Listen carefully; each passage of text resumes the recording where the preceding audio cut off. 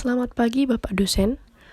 Kami dari kelompok 3, saya sendiri Elvanda Rizky Stianingrum dan rekan saya Veronica Rema akan menampilkan sebuah video tentang sejarah retorika.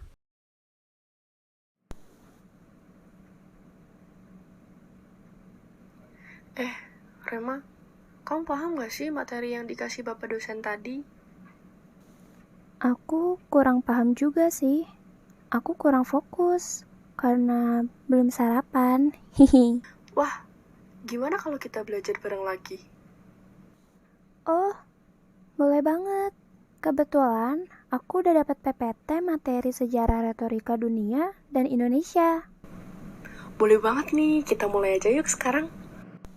Asik. Makasih ya Vanda. Kebetulan waktu materi itu aku nggak fokus, jadi kurang paham. Oh iya, ayo. Jadi sejarah retorika dunia itu gimana? Gimana kalau semisal aku ngejelasin materi yang sejarah retorika dunia? Kebetulan aku baru paham materi itu sih, Rem. Nggak apa-apa. Nanti untuk sejarah retorika Indonesianya sama aku aja. Untuk retorika Indonesia aku udah paham. Yang belum paham retorika dunia. Oh iya, jadi gimana nih sejarah retorika dunianya? Nah, jadi seperti yang kita ketahui bahwa sejarah retorika ini kan dibagi menjadi dua. Ada di sejarah dunia dan sejarah di Indonesia itu sendiri. Nah, sejarah retorika di dunia ini mulai dikembangkan pada abad ke-5. Di mana sih? Nah, pertamanya dikembangkan di Yunani. Tujuan dikembangkan ilmu retorika ini adalah untuk memenangkan sebuah perkara dengan tidak memandang benar atau salah. Dan kemudian, retorika ini dikembangkan melalui 5 masa. Yang pertama ada masa klasik, ada abad pertengahan, ada masa Renaissance atau pencerahan, ada masa kontemporer di mana retorika dikembangkan melalui tulisan, dan ada masa postmodernisme, di mana masa postmodernisme ini retorika telah dikembangkan melalui alat-alat modern, sehingga zaman postmodernisme ini bisa disebut dengan zaman modern. Di zaman modern ini ada beberapa negara yang sangat berjasa untuk mengembangkan ilmu retorika.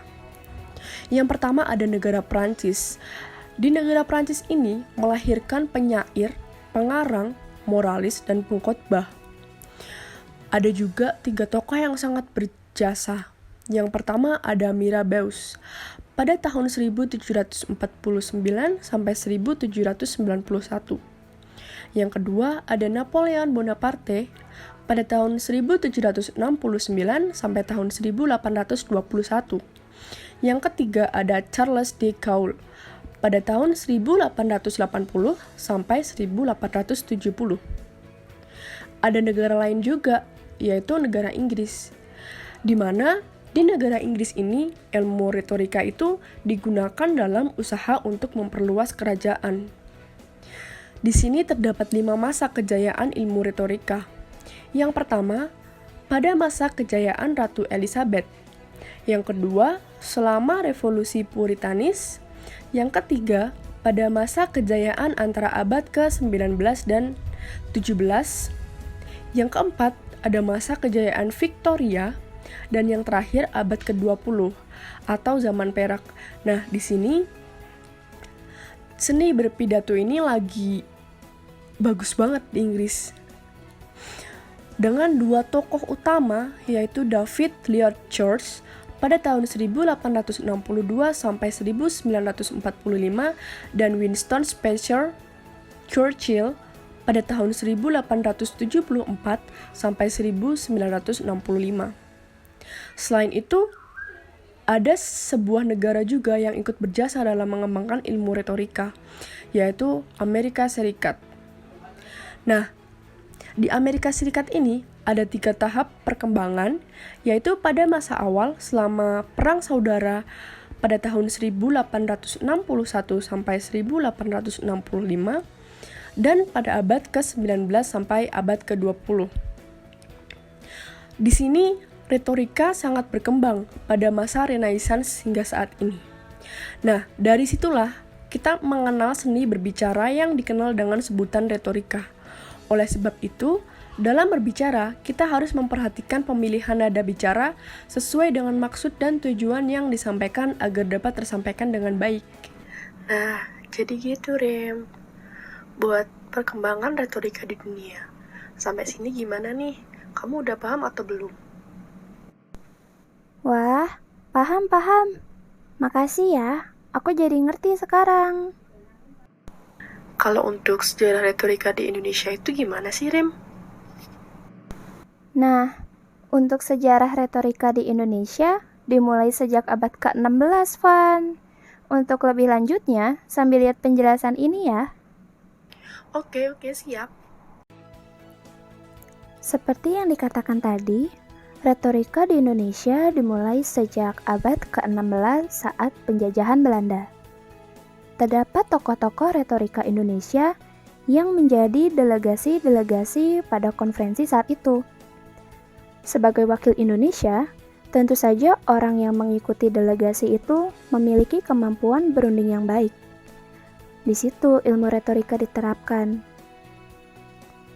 Melihat budaya kebangsaan kita, negara ini memiliki orang-orang yang memahami ilmu retorika seperti tokoh-tokoh kemerdekaan, tokoh-tokoh kependidikan, dan tokoh-tokoh pengisi kemerdekaan. Tercatat beberapa tokoh yang terkenal dengan kemampuan berbahasanya. 4 di antaranya ada Haji Agus Salim, Insinyur Soekarno, Buya Hamka, dan Bung Tomo. Pertama-tama, Haji Agus Salim berasal dari Sumatera Barat. Beliau adalah penerjemah, ahli siar, sastrawan, diplomat, filsuf, dan ulama. Dikarenakan kejeniusan di bidang bahasa, Agus Salim dikenal di kalangan cendekiawan luar negeri sebagai jenius yang mampu menulis dan berbicara dalam banyak bahasa asing. Kedua, ada Insinyur Soekarno. Beliau adalah ahli pidato Indonesia yang sangat terkenal bahkan di seluruh dunia. Memang suatu anugerah Tuhan kepada beliau, memiliki kemampuan pidato yang luar biasa. Pada saat beliau berpidato, secara otomatis suasana hening tercipta. Ini dikarenakan orang tidak ingin melewatkan setiap yang diucapkannya.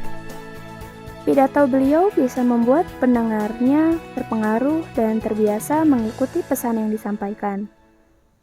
Salah satu pidato beliau yang terkenal berjudul Nawaksara. Berikut ini merupakan cuplikan pidatonya. Assalamualaikum warahmatullahi wabarakatuh.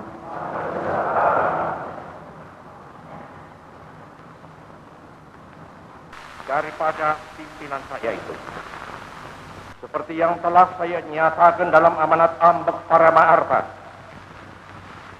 dan saudara-saudara telah membenarkan amanat itu, terbukti dengan ketetapan MPRS nomor 4963 yang menjadikan Reso PIM dan Ambek Paramaarta masing-masing sebagai pedoman pelaksanaan garis-garis besar haluan negara dan sebagai landasan kerja dalam melaksanakan konsepsi pembangunan seperti terkandung dalam ketetapan MPRS nomor 1 dan 2 tahun 1960. Ahli retorika Indonesia yang lain ialah Buya Hamka pada tahun 1908 hingga 1981. Merupakan seorang ulama, aktivis politik, dan seorang penulis terkenal. Selain itu, beliau juga mahir berpidato. Untuk mengasah kemampuan pidato, beliau bertukar pikiran dengan host Cokro Aminoto dan Raden Mas Suryo Paronoto. Terakhir, merupakan orang yang terkenal dengan ketajaman kata-katanya, yakni Bung Tomo. Dari tahun 1920 hingga 1981. Pahlawan asal Surabaya ini menggunakan kemampuan berbicaranya untuk membangkitkan semangat rakyat Surabaya yang pada saat itu diserang habis-habisan oleh tentara Nika. Beliau dikenal karena seruan-seruan pembukanya dalam siaran radio yang berapi-api. Dan ini merupakan salah satu cuplikannya. Saudara-saudara, kita semuanya, kita bangsa Indonesia yang ada di Surabaya ini akan menerima tantangan tentara Inggris itu. Dan kalau pimpinan tentara Inggris yang ada di Surabaya ingin mendengarkan jawaban rakyat Indonesia, ingin mendengarkan jawaban seluruh pemuda Indonesia yang ada di Surabaya ini, dengarkanlah ini tentara Inggris. Ini jawaban kita. Ini jawaban rakyat Surabaya. Kau menghendaki bahwa kita ini akan membawa bendera putih untuk takluk kepadamu. Kau menyuruh kita mengangkat tangan datang kepadamu. Kau menyuruh kita menolak senjata-senjata yang telah kita rampas dari tentara Jepang untuk diserahkan kepadamu.